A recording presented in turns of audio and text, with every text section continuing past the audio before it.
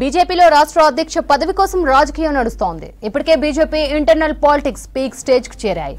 రాష్ట్రంలో బీజేపీ లీడర్లు రెండుగా చీలి అధ్యక్ష పదవి కోసం పట్టుబడుతున్నారు. బయట నుంచి వచ్చిన వాళ్లకు అధ్యక్ష పదవి ఇవ్వొద్దని ఓ వర్గం వాదిస్తే, సామర్థ్యం స్థాయిని చూసి పదవులు ఇస్తారని మరో వర్గం చెప్తోంది. అయితే కొత్త అధ్యక్షుడి నియామకంపై ఎవరూ మాట్లాడొద్దని ఇప్పటికే బీజేపీ హైకమాండ్ ఆదేశించింది. దీంతో కొత్త అధ్యక్షుడి నియామకంపై పార్టీలో ఇంటర్నల్ గా చర్చ నడుస్తోంది.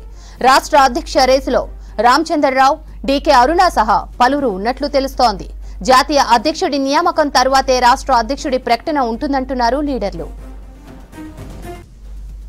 బీజేపీలో రాష్ట్ర అధ్యక్ష పదవి కోసం రాజకీయం నడుస్తోంది. ఇప్పటికే BJP internal politics peak stage కు చేరాయి. రాష్ట్రంలో బీజేపీ లీడర్లు రెండుగా చీలి అధ్యక్ష పదవి కోసం పట్టుబడుతున్నారు. బయట నుంచి వచ్చిన వాళ్లకు అధ్యక్ష పదవి ఇవ్వొద్దని ఓ వర్గం వాదిస్తే, సామర్థ్యం స్థాయిని చూసి పదవులు ఇస్తారని మరో వర్గం చెప్తోంది.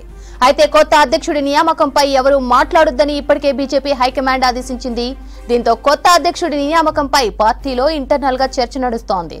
రాష్ట్ర అధ్యక్ష రేసులో రామచంద్రరావు, డీకే అరుణ సహా పలువురు ఉన్నట్లు తెలుస్తోంది.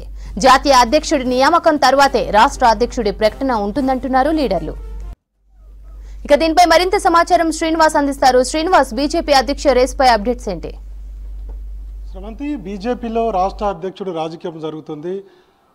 బీజేపీలో ఉన్నటువంటి నేతల మధ్య అంటే రెండు వర్గాలుగా నేతలు విడిపోయినటువంటి పరిస్థితి ఉంది. కొంతమంది ఏమో భారతీయ జనతా పార్టీలో మొదటి నుంచి పనిచేసినటువంటి వాళ్ళకే రాష్ట్ర అధ్యక్షుడిగా నియమించాలని, ఆ పదవి వాళ్ళకే కట్టబెట్టాలనేది ఒక వర్గం.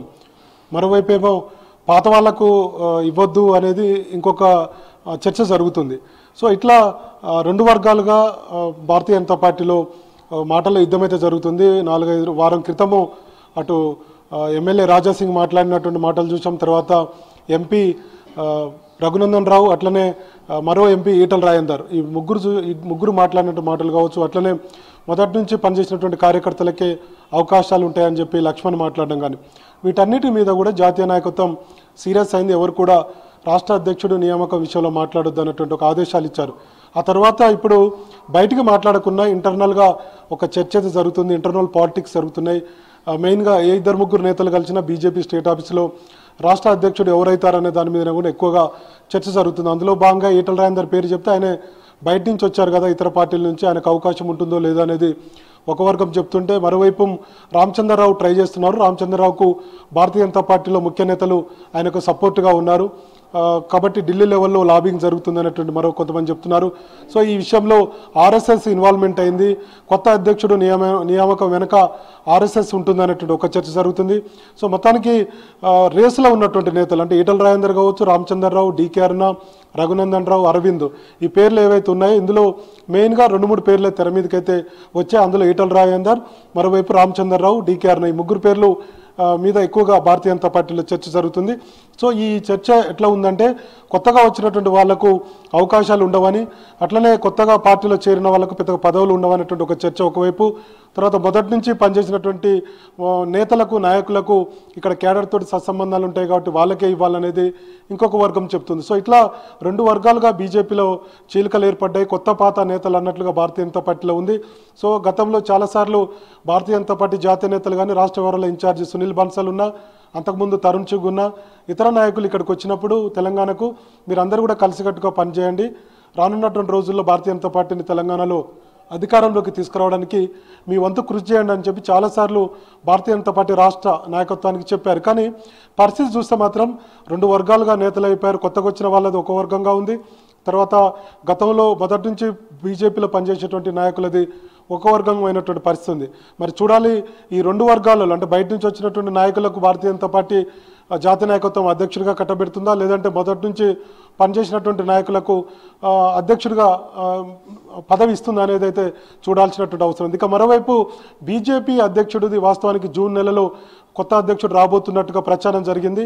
ఎందుకంటే కిషన్ రెడ్డికి కేంద్ర మంత్రి పదవి వచ్చిన తర్వాత ఆయన రాష్ట్ర అధ్యక్షుడిగా కొనసాగేందుకు ఇష్టం లేదని చెప్పారు. సో జాతీయ నాయకత్వాన్ని కూడా ఆయన తేల్చి చెప్పారు. కాబట్టి జాతీయ నాయకత్వం కొత్త అధ్యక్షుడు నియమించబోతున్నట్టుగా వార్తలు వచ్చాయి. వాస్తవానికి అది జాతీయ నేతల నుంచి కూడా లీక్ కూడా రాష్ట్ర నాయకత్వానికి వచ్చింది.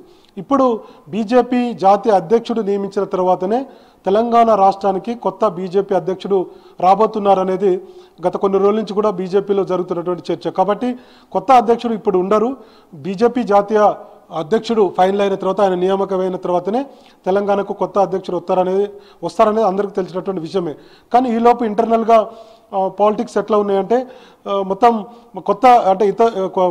కొత్త వచ్చినటువంటి నాయకులకు అధ్యక్షుడు ఇవ్వకుండా చూడాలనేది ఒక వర్గం చాలా సీరియస్గా ప్రయత్నాలు చేస్తుంటే, సో మరికొంతమంది భారతీయ జనతా పార్టీలో ఉన్న నేతలు మాత్రం ఆర్ఎస్ఎస్ చెప్పినట్టుగా, లేదంటే భారతీయ జనతా పార్టీలో గత కొన్నేళ్ల నుంచి పనిచేసినటువంటి నాయకుడికి ఇవ్వాలంటున్నారు. అందుకే బీజేపీలో కొత్త పాత అనేటువంటి పరిస్థితి వచ్చింది. కొత్త వర్సెస్ పాత నేతలు అన్నట్టుగా పార్టీలో పరిస్థితి ఉంది.